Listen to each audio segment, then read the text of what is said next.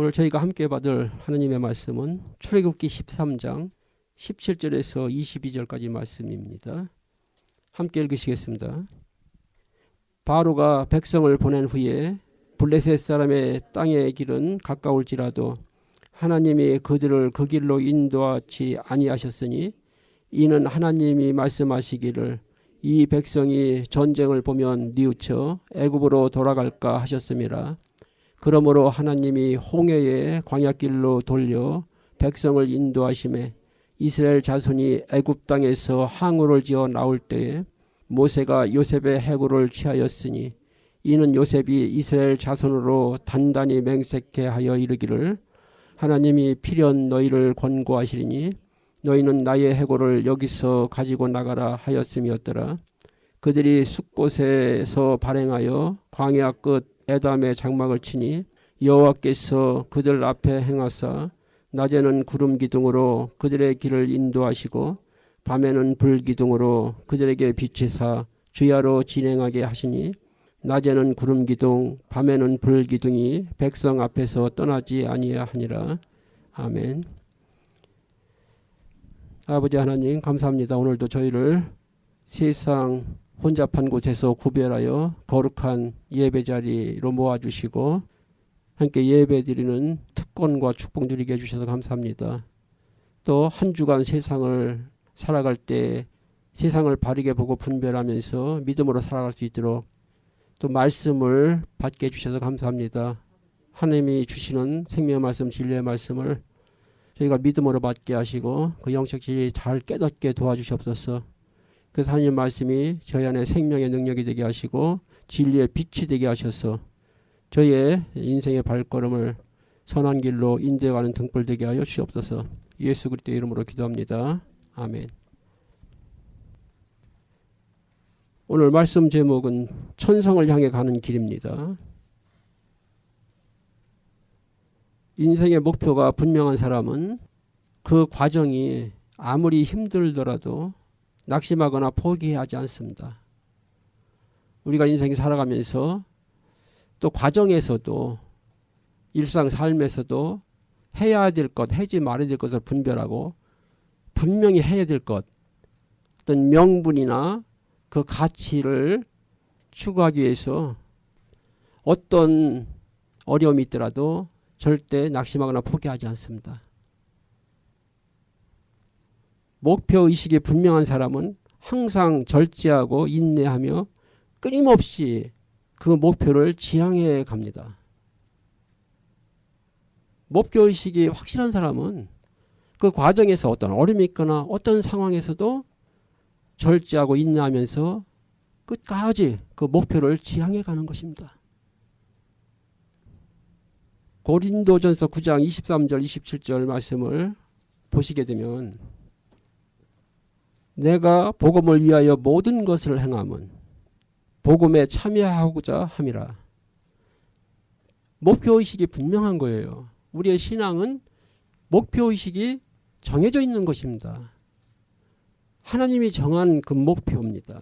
그 목표를 소망하면서 그 목표를 지향해 가는 것이 믿음이에요. 그리고 우리 신앙 삶이 되는 것입니다. 운동장에서 다름질하는 자들이 다 달아날지라도 오직 상 얻는 자는 하나인 줄을 너희가 알지 못하느냐. 너희도 얻도록 이와 같이 다름질하라. 이기기를 다투는 자마다 모든 일에 절제하나니 저희는 썩을 면류관을 얻고자 하되 우리는 썩지 아니할 것을 얻고자 하노라. 세상에 썩을 면류관을 얻기 위해서도 쉬지 않고 다름질하는데 그 목표를 향해서 달려가는데 썩지 아니할 영원한 면류관을 얻기 위해서 이 목표를 향해서 가는 우리가 그들보다도 못할 수는 없다는 거예요. 그러므로 내가 다름질하기를 향방 없는 것 같이 아니하고 싸우기를 허공을 치는 것 같이 아니하며 향방 없이 앉는다는 거예요. 그러니까 우리의 다름질은 방향 없이 그냥 그때 상황 따라서 내가 마음 내키는 대로 달려가는 게 아닌 거예요. 내 육체 정욕 따라서 가는 게 아니에요.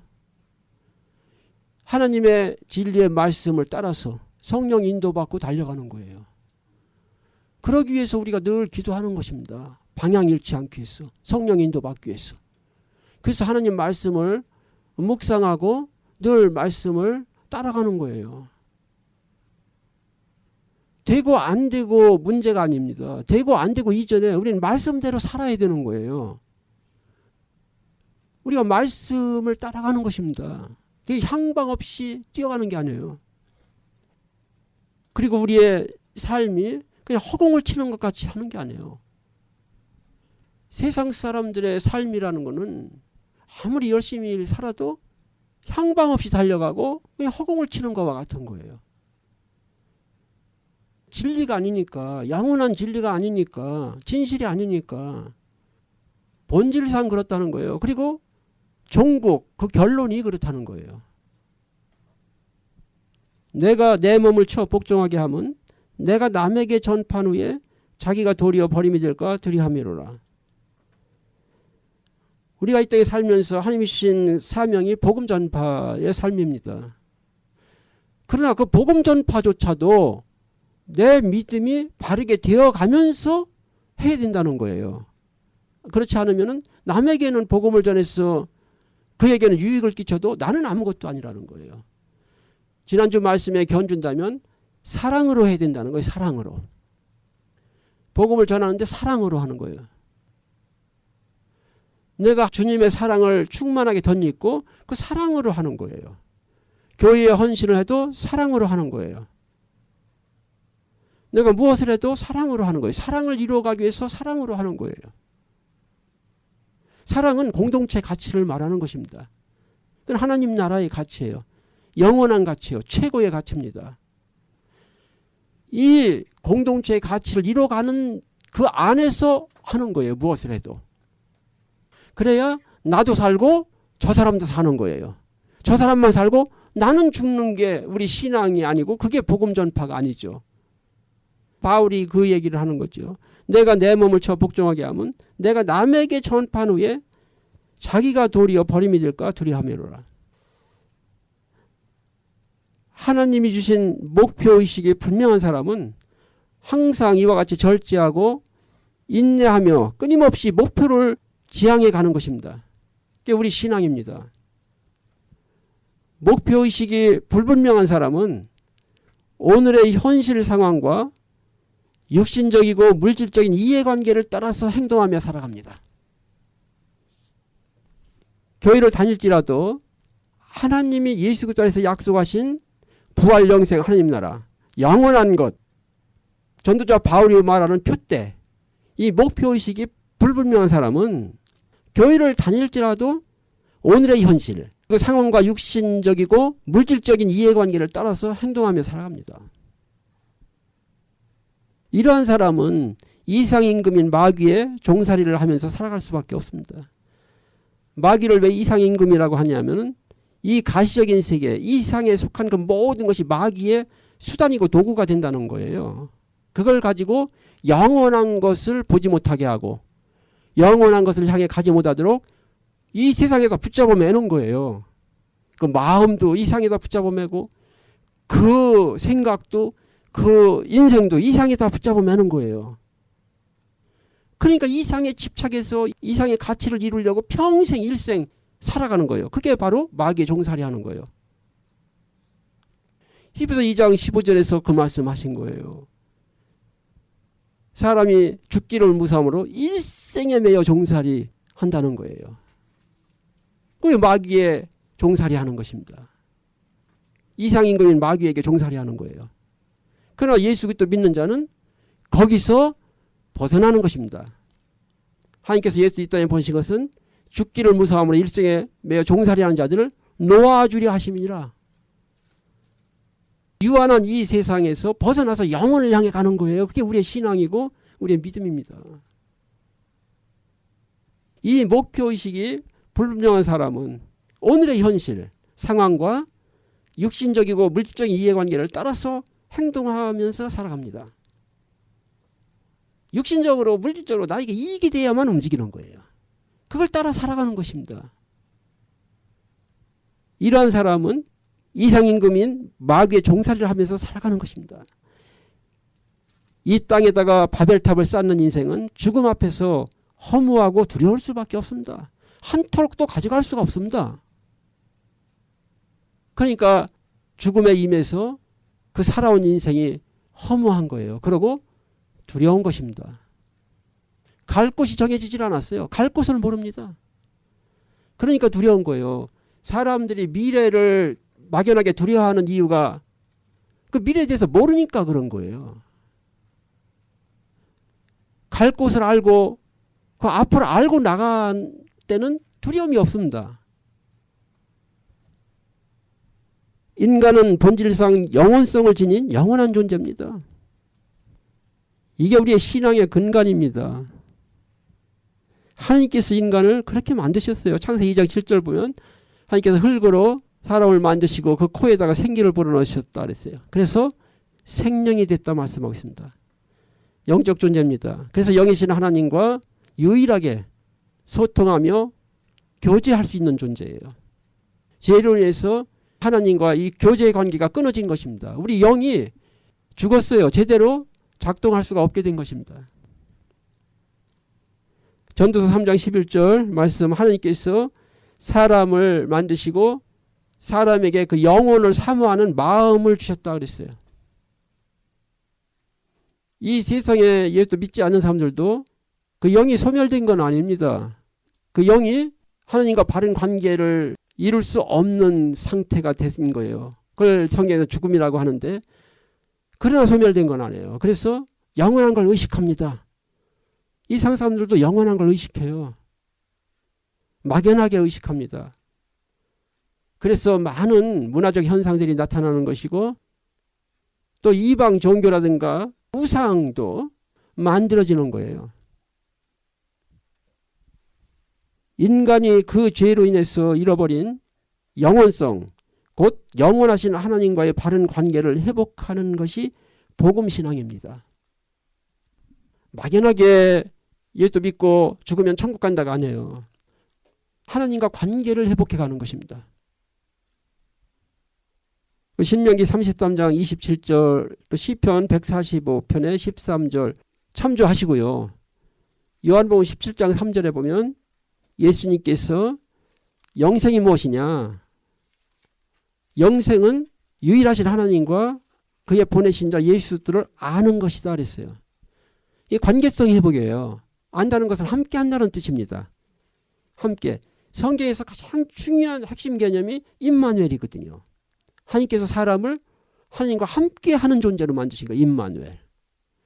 하나님께서 예수 그리스도 안에서 다시 이걸 회복하는 것입니다. 하나님과 함께 임마누엘. 이걸 영생이라고 하는 거예요. 영생은 또 이 세상 개념으로 시간적으로 영원히 산다는 게 아니에요.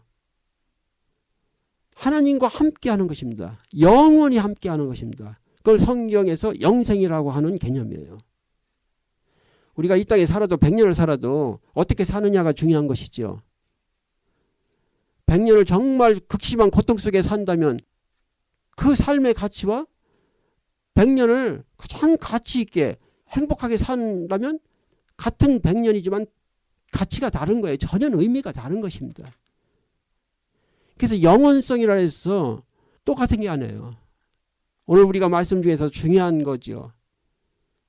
하나님과 함께하는 영원성. 그것을 영생이라고 하는 것입니다. 예수님께서 죽음의 강을 건너는 다리가 되셨습니다. 인간은 죄로 인해서 죽음의 강을 건너 하나님에게 도달할 수가 없어요. 인간은 스스로 할 수가 없어요.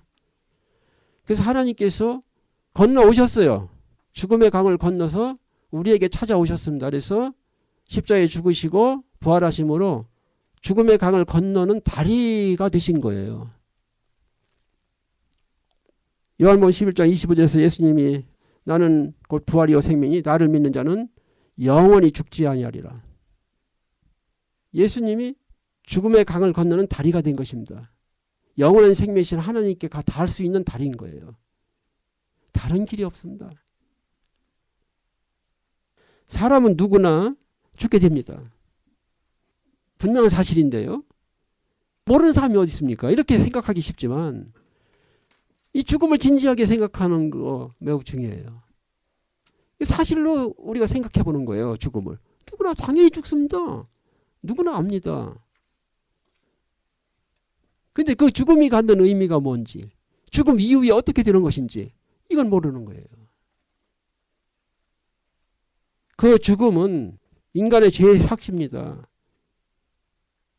그것은 하나님이 정한 것입니다. 그냥 세상에서 인식하듯이 사람이 살다가 때가 되면 누구나 죽는다. 그게 아니에요. 죽음이 그렇게 인식하면 이 죽음을 바르게 이해를 못하는 거예요.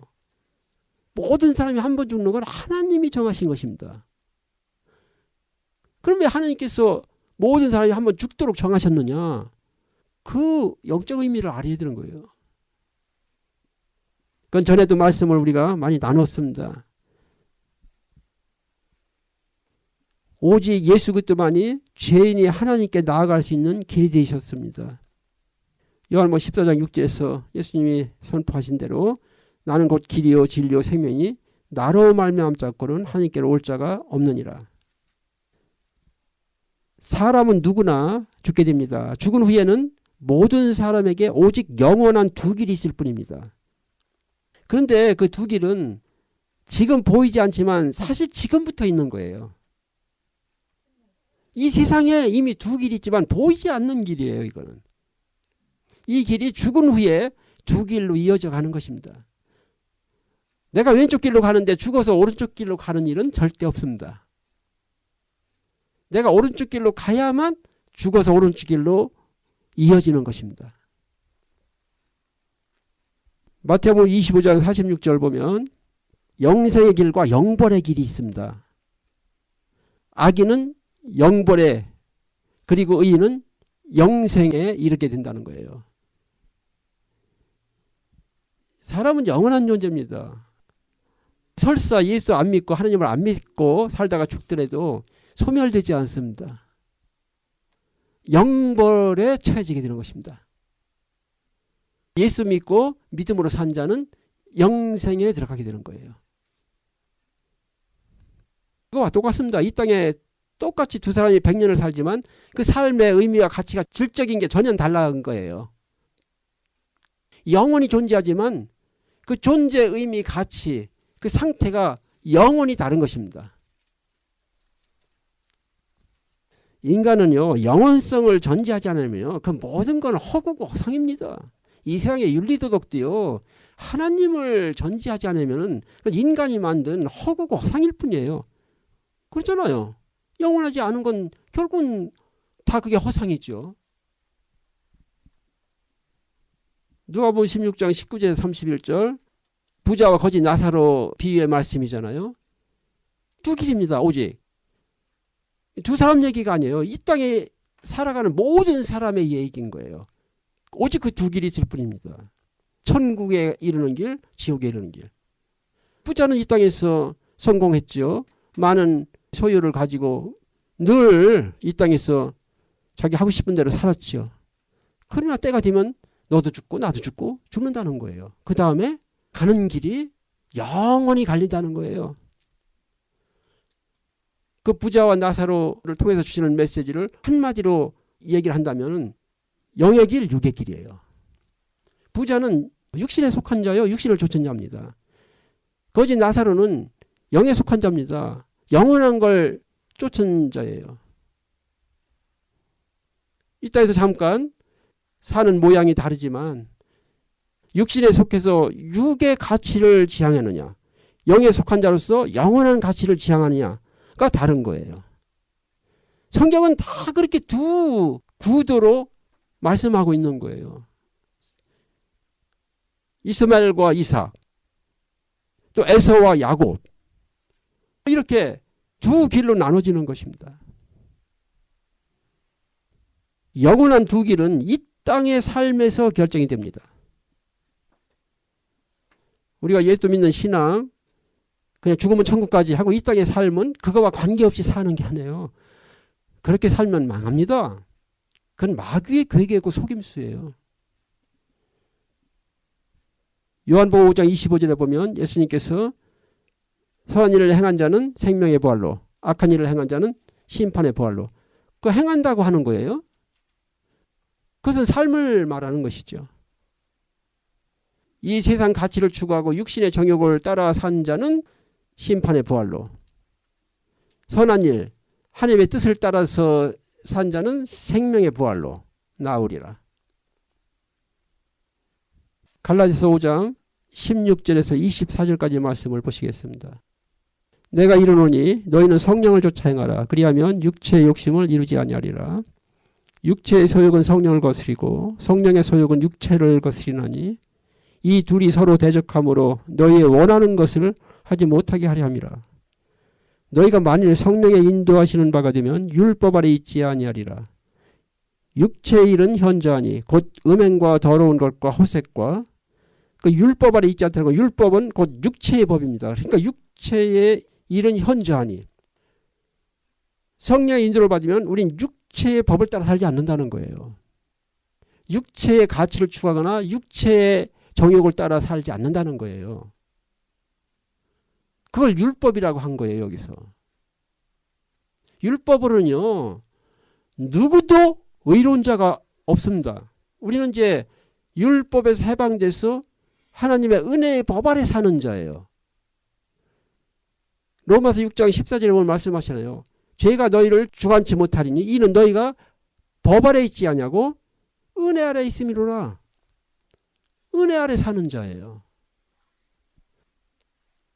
율법 아래 산다는 것은 육체의 정욕을 따라 육체의 가치를 따라서 살아간다는 거예요. 이제 우리는 거기에서 벗어난 것입니다. 그래서 하나님의 은혜의 법 아래, 은혜라는 건 그리스도를 말하는 거잖아요. 그럼 그리스도 안에의 가치는 뭘겠습니까? 영원한 것이죠. 부활 영생 하나님 나라. 그냥 은혜 아래 사는 자는 육체의 가치를 추구하지 않는다는 거예요. 영원한 가치를 추구하고 살아간다는 거예요. 그러니까 육체의 법에 매이지 않는 거예요. 그럼 육체의 가치, 육체의 논리를 따라 살면 육체의 법에 매이는 거예요. 육체의 법에 심판을 받게 돼요. 그러면 의로운 자가 하나도 없는 거예요. 그냥 예수도 믿으면 우리가 죄사함 받고 구원받았다. 그렇게 하면 이게 사실적인 신앙이 안 되는 거예요. 너희가 만일 성령의 인도하시는 바가 되면 율법 아래 있지 아니하리라. 육체의 일은 현저하니 곧 음행과 더러운 것과 호색과 우상숭배와 술수와 원수를 맺는 것과 분쟁과 시기와 분냉과 당짓는 것과 불리함과 이단과 투기와 술취함과 방탕함과 또 그와 같은 것들이라. 전에 너희에게 경계한 것 같이 경계하노니 이런 일을 하는 자들은 하나님의 나라를 유업으로 받지 못할 것이요. 죄를 따라 살면 하나님 나라를 못 갑니다. 오직 성령의 열매는 사랑과 희락과 화평과, 사랑은 공동체 같습니다. 그리고 함께 기뻐하는 거예요. 희락과 화평과. 화평도 다 공동체의 가치예요. 오래 참음과, 그걸 위해서 우리가 인내하고, 또 자비와 양성과 충성과, 자비는 선한 마음을 갖는 거예요. 우리가 어떻게 선한 마음을 갖게 돼요?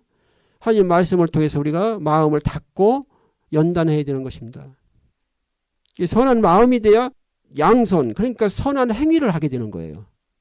자비는 선한 마음을 말하는 거예요. 양선은 선한 실천을 말하는 거예요. 충성과, 하나님 뜻을 위해서 우리가 하나님께 충성하는 거예요. 그리고 온유와 절제, 이 같은 것을 금지할 법이 없느니라. 이 하나님의 은혜의 법 아래 사는 자들은요, 율법의 판단을 받지 않습니다. 그런데 사람들은 그래요. 육체의 정욕을 따라서, 육체의 가치를 따라 살면서 나는 율법에 판단받지 않아, 이렇게 말해요. 그거는 자기 멋대로의 생각이에요. 육체의 가치를 따라 살고 육체의 논리를 따라 살면 육체의 판단을 받게 돼 있는 거예요. 예수 그리스도 안에서 하나님 은혜의 법을 따라 살면 율법의 판단을 받지 않습니다. 그래서 우리가 하나님 나라 가는 거예요. 묵상하시면서 마음에 담으시기를 원합니다. 그리스도 예수의 사람들은 육체와 함께 그 정과 욕심을 십자가에 못 박았느니라. 이 거듭난 자예요. 그리스도 예수의 사람들은 예수 또 십자가에 연합된 자들은, 거듭난 자는 이제 육체와 함께 그 정과 욕심을 십자가에 못 박았느니라. 갈라디아서 6장 7절 8절 말씀은 수없이 보는 말씀이지만 이 말씀이 정말 내 마음에 믿음으로 각인됩니다. 그래서 이 말씀 따라 살아가야 되는 거예요. 그게 이 말씀이 내 삶에 성취되는 것입니다. 우리의 신앙은요, 말씀이 성취되는 길을 가는 거예요. 그것을 응답, 진정한 축복이라고 말하는 거예요. 내가 원하는데 정욕이 이루어지는 것이 응답이 아니에요. 많은 사람들은 내 정욕을 따라 기도하고 그것이 우연히 이루어지면 응답받았다고 생각하고 말해요. 완전히 마귀의 괴계예요. 하나님이 뜻을 구하는데 그 뜻이 말씀대로 성취되면 그게 진정한 응답이고 그게 바로 축복인 거예요. 우리의 신앙은 어찌하든지 영원한 것을 지향해 가는 것이고 영원한 가치가 이루어지는 거예요. 그게 복이에요.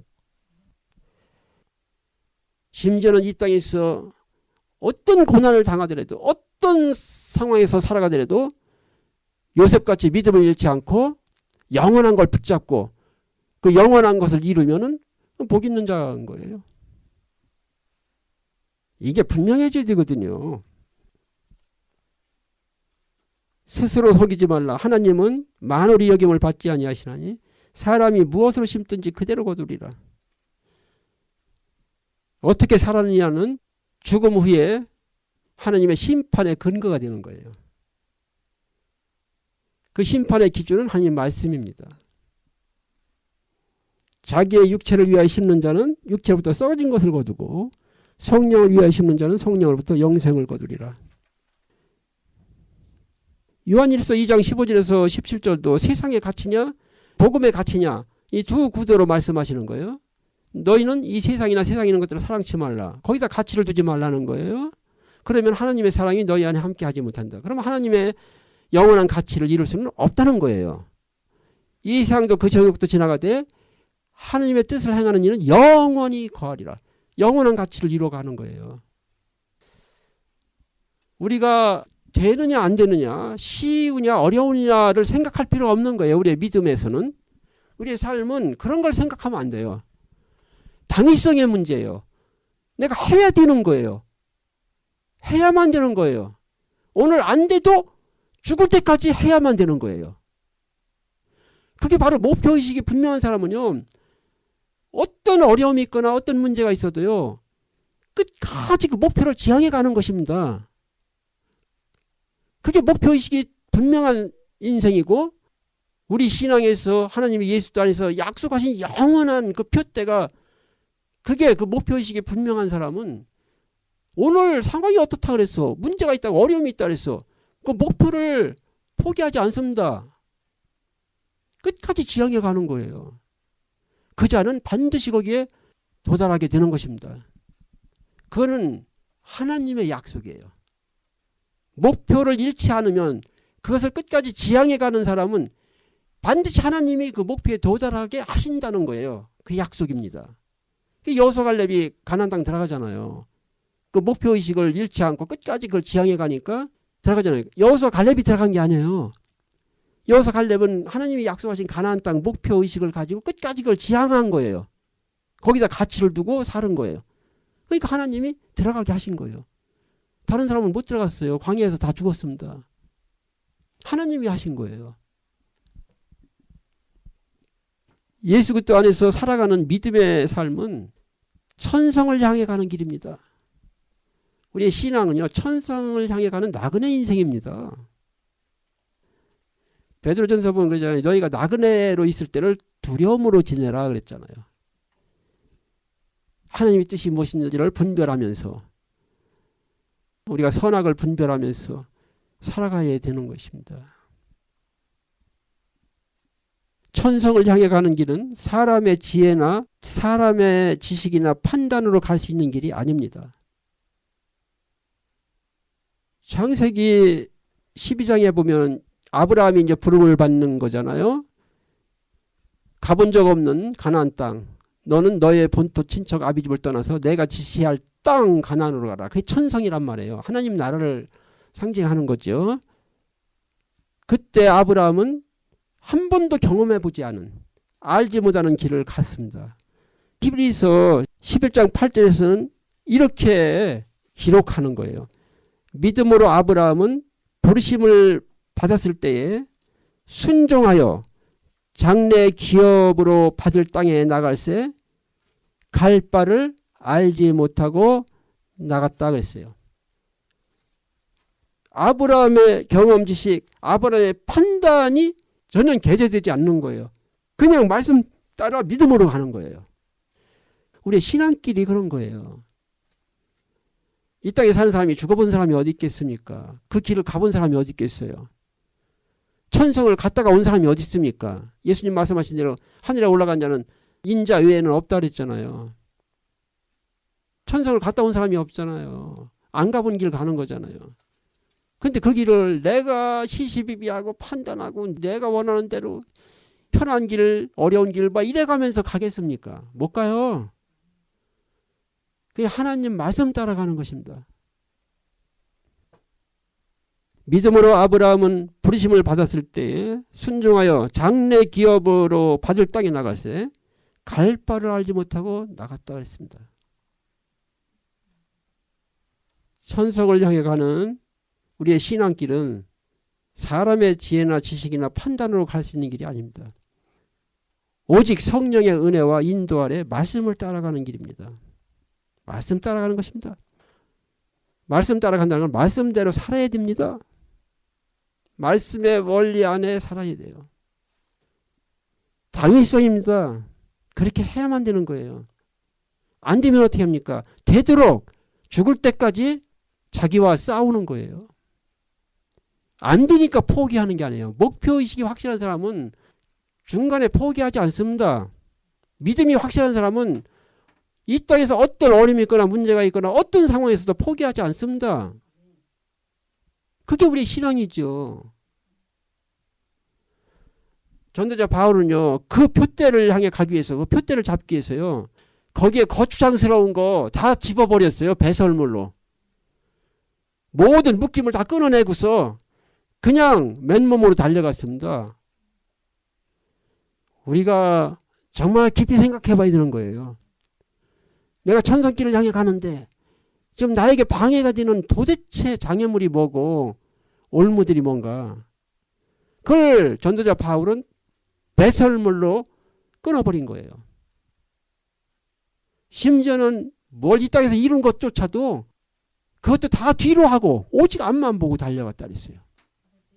그게 목표의식이거든요. 그게 바로 믿음이라는 것입니다. 우리의 신앙은요, 믿음으로 믿음에 이르는 거예요. 창세기 12장 4절에 보면 아브라함이 하나님의 부름을 받고 가나안 땅으로 천성을 향해 나갈 때 말씀을 따라갔다 그랬어요. 창세기 12장 4절에 아브라함이 말씀을 따라갔다 그랬습니다.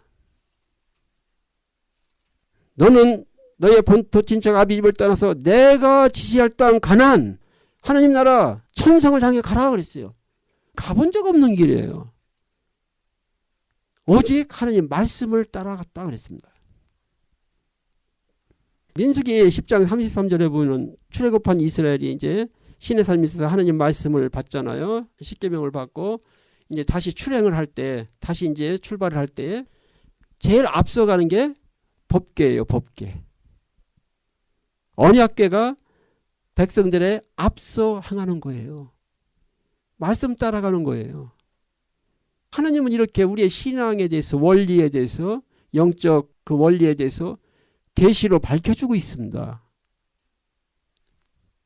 여호수아 3장 14절에도 보면 이스라엘 백성이 이제 요단강 앞에서 요단을 건너야 되는데 하나님의 언약궤가 앞서가는 거예요.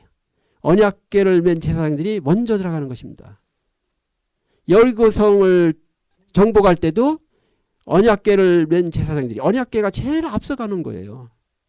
그게 우리의 신앙의 원리를 가르쳐주는 거예요. 우리의 신앙은 말씀을 따라가는 거예요. 말씀이 앞서가는 거예요. 앞서간다는 건 말씀은 영원한 진리고 반드시 성취된다는 거예요. 그러니까 반드시 성취될 말씀을 따라가면 실패가 없는 거예요. 그러니까 성경이 얼마나 말씀을 강조합니까? 누가 복 있는 자냐? 시편 1편에 하나님 말씀을 주야로 묵상하는 자가 복 있는 자다 그랬어요. 하나님 말씀을 주야로 묵상하는 자는 악인의 꾀를 쫓지 않는다는 거예요. 잠깐의 육신의 이익이나 정욕을 위해서 세상 사람들의 삶의 방식을 따라가지 않는다는 거예요. 그게 악인의 꾀라는 거거든요. 그리고 죄인의 길에 서지 않는다는 거예요. 육체의 가치를 추구하는 그 길로 가지 않는다는 뜻이에요. 그래서 뭐 좀 세상 거 이루면 오만해지는 자리에 앉지 않는다는 것입니다. 그런 자는요, 이 땅에 성공하고 망하는 자예요. 여호와의 율법을 주야로 묵상하는 자는 복 있는 자입니다. 악인의 꾀를 쫓지 아니하며 죄인의 길을 쓰지 아니하며 오만한 자의 자리에 앉지 않는 것입니다. 그는 시냇가에 심은 나무가 실을 쫓아 과실을 맺으며 그 잎사귀가 마르지 아니한 같이 그 행사가 다 형통하리라. 형통하다는 건 무슨 뜻이라 그랬습니까? 하나님의 생명길에서 진리길에서 벗어나지 않고 반드시 하나님에게 예수 그리스도 안에서 약속하신 부활 영생 하나님 나라에 이르게 된다는 거예요. 그게 형통한 길이에요. 그 형통하면 뭐 이 땅에서 내 사업이 잘 되고 내가 하는 일이 잘 되고 돈 잘 벌고 뭐 건강하고 그걸 말하는 게 아니에요. 그러면 요셉이 애굽에 노예로 팔려갔는데 형통하다고 하는 걸 설명할 길이 없어요. 성경에서 형통하다는 것은 하나님의 언약, 우리 인생의 목표에서 빗나가지 않고 있다는 거예요. 천성, 그 표대를 향해서 달려가는 길에 장애물이 뭡니까? 나를 붙잡고 무겁게 나를 빨리 달려가지 못하게 나를 붙잡고 내려지는 것들이 뭡니까? 이 세상에 속한 것들이거든요. 다. 그걸 바울은 배설물로 끊어버리고 오직 표대를 향해서 달려갔다는 거예요. 천성을 향해 가는 길, 첫 번째는 하나님의 인도입니다. 17절 18절을 보시면 바로가 백성을 보낸 후에 블레셋 사람의 땅의 길은 가까울지라도 하나님이 그들을 그 길로 인도하지 아니하셨으니 이는 하나님이 말씀하시기를 이 백성이 전쟁을 보면 뉘우쳐 애굽으로 돌아갈까 하셨습니다. 그러므로 하나님이 홍해의 광야길로 돌려 백성을 인도하시매 이스라엘 자손이 애굽 땅에서 항우를 지어 나올 때에 하나님의 인도입니다. 하나님이 왜 지중해 길로 가지 않고 4일이면 가나안 땅에 들어갈 수 있는 넓고 짧은 길로 인도하지 않으시고 저 광야길로 인도해 가셨는지는 전에 우리가 말씀을 나눴어요. 그 하나님의 뜻과 이유에 대해서. 오늘 본문에서는 한 가지를 말했어요. 전쟁을 보면 그 블레셋을 거쳐 들어가야 되는데 블레셋이 강한 족속들이거든요. 애굽에서 종살이하던 이스라엘이 그들과 부딪혀서 전쟁을 하게 되면 애굽으로 돌아갈까 봐서 하나님께서 돌리셨다 그랬어요. 그럼 그 전쟁은 뭘 의미하는 것일까요? 오늘 우리에게 신앙생활에서 우리 앞에 막히는 장애물들을 말하는 거예요. 그러니까 말씀을 단편적으로 보면 이 현실성이 없어지는 거예요. 오늘 우리에게 적용이 안 됩니다. 우리 신앙길에 장애물, 방해가 되는 요소들을 말하는 거거든요. 그리고 굳이 광야길로 돌리신 이유는 다음에 또 기회가 되면 말씀을 나누도록 하겠습니다. 이전에 그 말씀을 나눈 적이 몇 번 있어요. 하나님께서 이스라엘과의 아주 중요한 하나님의 뜻이 있고 계획이 있는 거예요. 그래서 이스라엘을 홍해길로 해서 광야로 인도해 가신 거예요. 이처럼 그리스도인은 하나님께서 어디로 인도하시든지 순종하고 따르는 자가 진정한 하나님의 자녀예요. 요한복음 10장 27절에서 28절 예수님께서 내 양은 내 음성을 듣고 나는 저희를 알며 저희는 나를 따르느니라. 내가 어디로 인도하든지 그 주님을 따라가는 자가 주님의 양이에요. 하나님 백성이라 그 말이죠. 요한복음 8장 47절 하나님께 속한 자는 하나님의 말씀을 듣나니 너희가 듣지 아니하면 하나님께 속하지 아니하였음이니라. 하나님께 속한 자는 하나님의 말씀을 듣는 거예요. 하나님 말씀이 우리 신앙의 전부예요. 전부. 말씀 안에 모든 게 하나님의 뜻과 계획이 비밀이 다 있는 거예요. 하나님의 계시예요. 하나님 말씀은. 그러니까 요한복음 6장 63절에 보면 그 말씀이 얼마나 중요하냐. 살리는 것은 영이요 육은 무익하니 내가 너에게 이른 말이 곧 영이요 생명이다 그랬어요. 하나님 말씀을 생명의 말씀이라 그래요. 영원한 진리이며 생명의 말씀입니다. 그리고 영의 양식이라고 말씀하세요.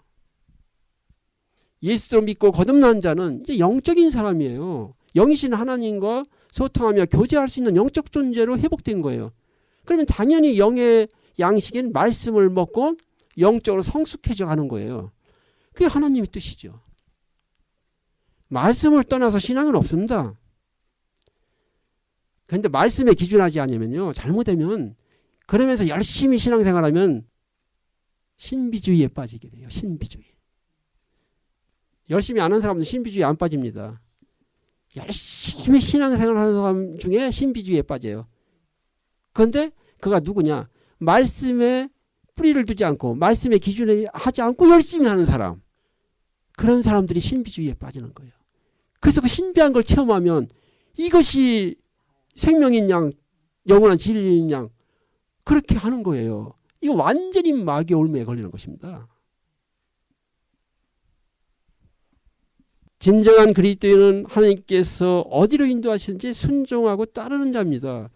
그게 말씀에 순종한다는 거예요. 어디로 인도하신다는 건 뭐예요? 하나님 말씀이 지금 오늘 나의 이해관계가 안 맞아. 지금 말씀이 나를 인도해 가는데 오늘 현실 상황과 안 맞아요.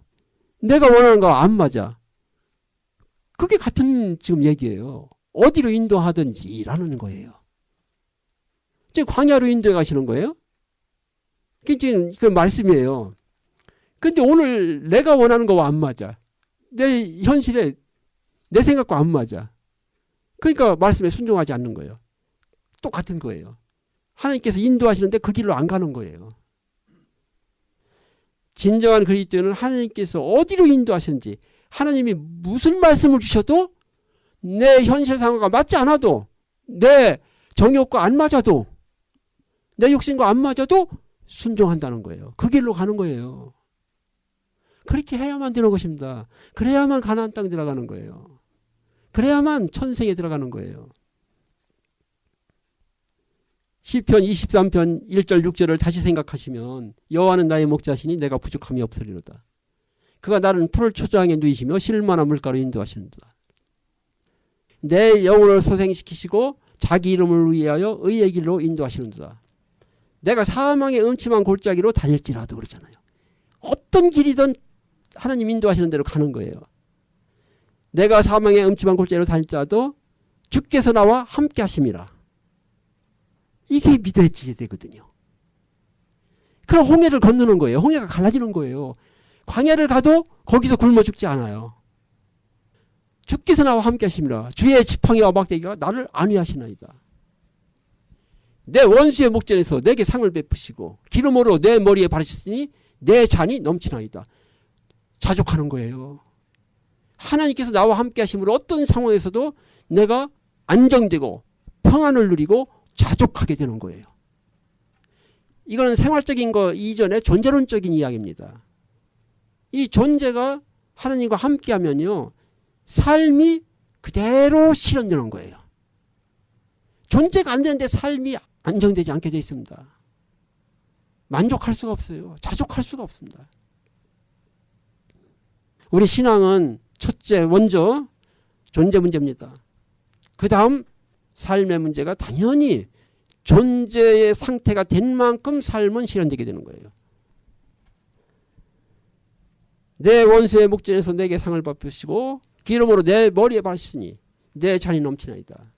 나의 평생에 선하심과 인자심이 정녕 나를 따르니 내가 여호와의 집에 영원히 거하리로다. 하나님의 선하심과 인자심이 정녕 나를 따르니 나와 함께 한다는 거예요. 내가 여호와의 집에 영원히 거하리로다. 이런 우리의 신앙의 증거들이 있어야 되고 이런 고백이 나와야 되는 거예요. 우리가 하나님 인도받습니까? 하나님이 나와 함께 합니까? 내가 하나님이 약속하신 영원을 향해서 가는데 지금 방향 잃지 않고 있습니까? 그 길을 지금 바르게 따라가고 있습니까? 내 믿음을 확증해야 되는 거예요. 그리스도인은 삶에 맞춰 신앙하는 것이 아닙니다. 신앙에 맞춰서 살아가야 되는 거예요. 이 말씀이 이번 주에 결론 나시길 원합니다. 삶에 맞춰서 신앙생활 하는 게 아니에요. 그러면 이유 핑계가 수없이 생기는 것입니다. 그러다가 마귀의 올무에 걸릴 수밖에 없어요. 신앙에 맞춰서 살아가는 거예요. 창세기 6장 13절에서 22절 노아가 하나님 말씀대로 방주를 지었다 그랬잖아요. 신앙에 맞춰 살아갔죠. 그는 삶에 맞춰서 신앙생활을 한 게 아니에요. 신앙에 맞춰서 살아가요. 평생 방주 짓는 삶을 살았습니다. 하나님 말씀 따라서 너는 너를 위해서 방주를 져라. 그거 위해서 살아가는 거예요. 내 삶의 형편 따라서 신앙생활을 하는 게 아닙니다. 그러면 복음은 하나가 될 수가 없어요. 신앙이 하나가 될 수가 없는 거예요. 신앙은 하나입니다. 복음은 오직 하나예요. 거기에 맞춰서 살아갈 때 하나님의 언약이 나에게 성취되는 거예요. 그 안에서 진정한 하나님의 공동체가 성취되는 거예요. 목표가 하나야지. 중심이 하나야죠. 오직 하나여야지. 그거를 지향하는 사람들이 그 안에서 하나가 되는 거예요. 그게 진정한 복음의 통일성입니다. 복음의 공동체 하나님 나라죠. 빌립보서 4장 13절 말씀은 전도자 바울이 내게 능력 주신 자 안에서 하나님이 함께하면 내가 모든 것을 할 수 있는지라. 그러면 사람들은요 그냥 정욕 따라서 말씀 보는 거예요. 그러면 주님이 함께하면 내가 뭐든지 내가 하고 싶은 거 내 마음대로 다 할 수 있다. 아닙니다. 어떤 어려움에 있어도 어떤 상황에 있어도 내가 그것을 다스리고 정복할 수 있다는 거예요. 거기에 매이지 않는다는 거예요. 내게 능력 주셔서 내가 모든 거 할 수 있느니라. 나 가난해도 괜찮다는 거예요. 부자 된다고 해서 교만해지지 않는다는 거예요. 그 얘기한 거죠. 자, 두 번째, 오늘 천성을 향해 가는 길에 그 급박한 상황에 19절에 보면 모세가 요셉의 해골을 취하였으니 이는 요셉이 이스라엘 자손으로 단단히 맹세하여 이르기를 하나님의 필연입니다. 이게 요셉의 믿음이거든요. 필연 너희를 권고하시리니 이제 가나안 땅으로 인도에 가실 거라는 거예요. 필연. 그때 너희는 나의 해골을 여기서 가지고 나가라 유언을 한 것입니다. 그 유언 따라서 모세는 그 바쁜 중에도 이 요셉의 해골을 취한 거예요. 믿음으로 하나 되는 것입니다. 창세기 50장 24절에서 25절 보면 요셉의 유언이잖아요. 요셉의 바라는 것은 그 현실에 있지 않았어요. 애굽에서 성공한 그것에 매여 있질 않아요. 요셉의 바라는 것은 하나님이 아브라함과 이삭과 야곱에게 약속하신 가나안 땅입니다. 그게 요셉의 표대예요. 영혼을 두고 그 표대를 지향하고 소망을 두고 그 안에 들어가는 거예요. 비록 육신으로는 애굽에서 나이 먹어 죽었지만 반드시 하나님께서 아브라함에게 약속하신 대로 너희를 권고해서 가나안 땅으로 인도하실 때 내 해골이라도 가지고 가라는 거예요. 그 해골 가지고 가서 뭐 하겠습니까? 그게 아니잖아요. 그런 얘기를 하는 게 아니에요. 요셉의 존재는, 요셉의 마음은 가나안 땅에 있다는 거예요. 가나안 땅. 그게 표대요 소망이라는 거예요. 우리가 예수 믿는 우리의 마음이 어디에 있어야 됩니까? 우리 인생의 표대가 어디에 있어야 됩니까? 하나님 나라죠. 그래야 이 땅에 종살이 하지 않습니다. 그러지 않으면요, 이 땅에서 행복하다 하든지 뭐 성공했다고 하든지 뭐 잘 살아도 이 땅의 노예예요. 빌립보서 3장 12절 14절 말씀은 전도자 바울이 하잖아요. 나는 이미 다 이뤘다 하면 다 얻었다 하면 아니요. 내가 모든 사도보다 더 많이 수고했으나 나는 이미 한 것, 뒤의 것은 다 잊어버리고 오직 표대를 향해서 하나님이 예수 안에서 위에서 부름의 상을 바라고 달려가노라. 그게 우리의 신앙이에요. 말씀과 내가 맞아야 되는 거거든요. 그래야 그게 믿음이고 신앙인 것이죠. 골로새서 3장 1절에서 4절 너희가 예수 안에서 거듭난 자라면 네가 구원받았다면 이제 땅의 것을 보지 말고 위의 것을 바라라 그랬잖아요. 땅의 건 육신에 속한 물질에 속한 이상의 가치를 말하는 거예요. 그 썩어질 가치, 유한한 거. 그것을 인생에 추구하는 가치로 삼지 말라는 거예요. 너는 이 세상에 있는 것들을 사랑치 말라는 것입니다. 위의 걸 바라보라는 거예요. 위의 거. 예수 그리스도 안에서 하나님이 영원한 거 약속하신 거. 그걸 우리 인생의 절대 가치로 표대로 삼고서 그걸 지향해 가는 것입니다. 오늘 안 된다고 안 되는 게 아니에요. 내가 그 믿음과 소망을 가지고 지향하면 하나님께서 이루게 하신다는 거예요. 그게 하나님과 우리가 함께 이루어가는 하나님의 언약이에요. 우리의 믿음 없이 이루어지지 않습니다. 하나님의 은혜 없이 이루어지지 않습니다. 우리의 믿음과 하나님의 은혜가 같이 합쳐서 하나님의 뜻을 이루는 거예요. 하나님이 세상에 어디 내과에 가서 노는 놈을 데려다가 하나님 나라에 앉히지 않습니다. 그걸 지향하고 추구하는 자를 인도해 가시는 것이고 그 자리에 앉히는 거예요. 믿음으로 가셔야 됩니다. 믿음은요 반드시 실천을 동반합니다. 실천을 동반하지 않는 믿음은 그거의 믿음이 아니에요. 그리스도인의 소망은 보이는 것이 아니요 보이지 않는 것입니다. 유한한 것이 아닙니다. 영원한 것입니다. 로마서 8장 24절에 우리가 소망으로 구원을 얻었음에 보이는 소망이 아니니 누가 보이는 것을 바라리요? 누가 이 땅의 것을 가지고 거기에다가 가치를 두겠냐는 거예요. 우리의 구원은 약속입니다. 소망으로 받은 것입니다. 그렇기 때문에 이 믿음이 확실하면 오늘 내가 어떤 상황이 있든지 어떤 어려움이 있어도 낙심할 게 없어요. 상관없어요.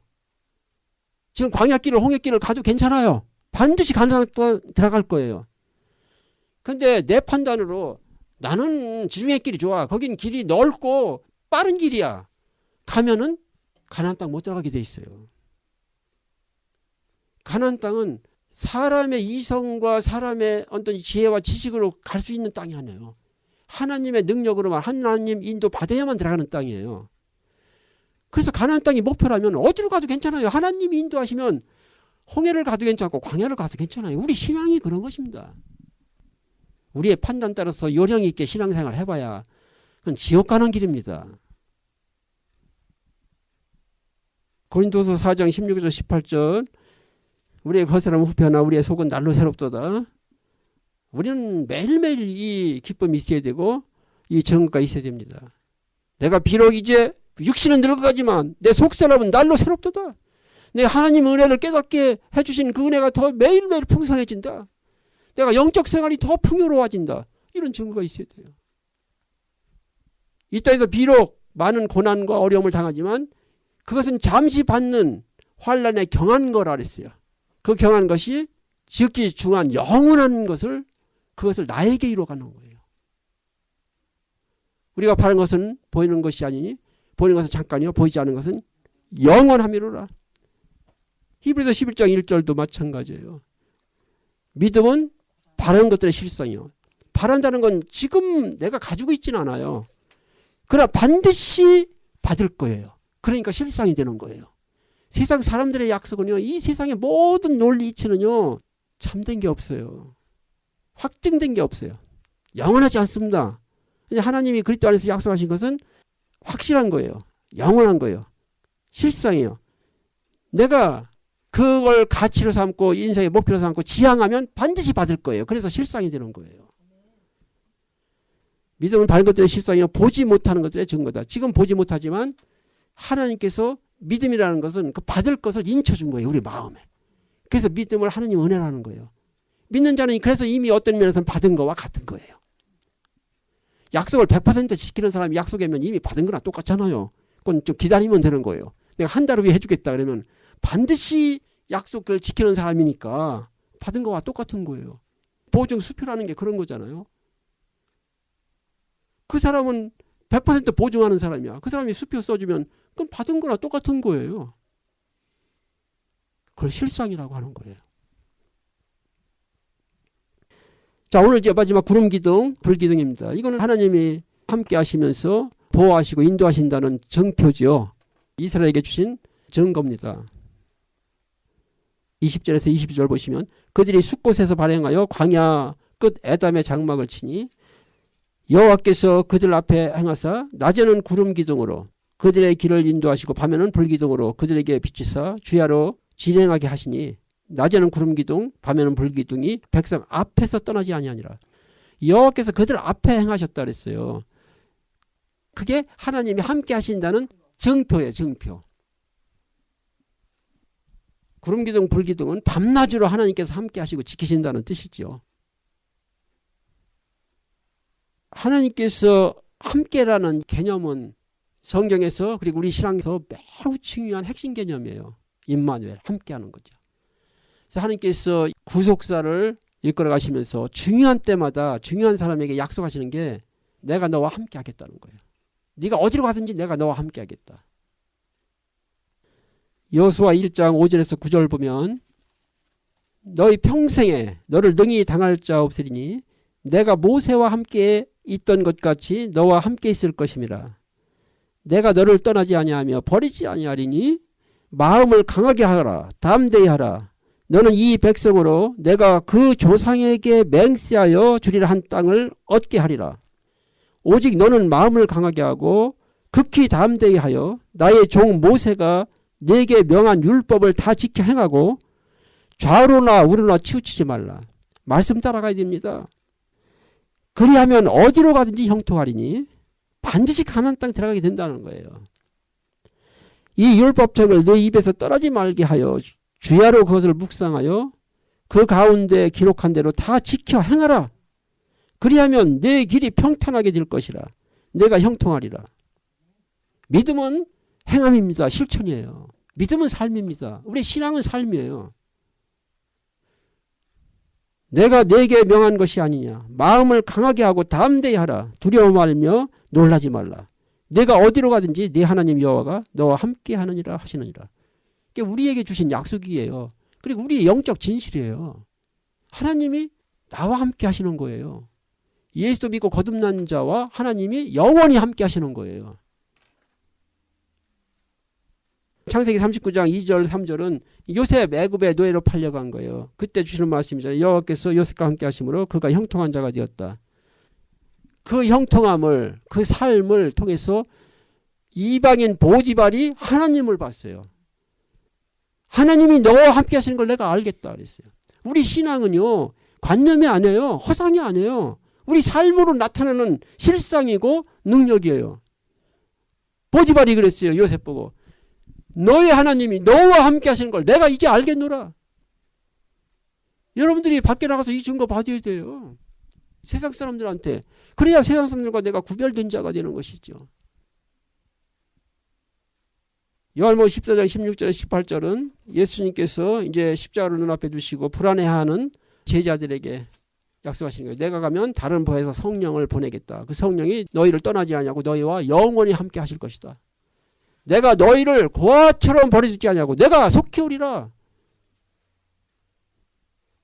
마태복음 28장 18절 20절은 예수님께서 마지막 제자들에게 또 주시는 말씀이에요.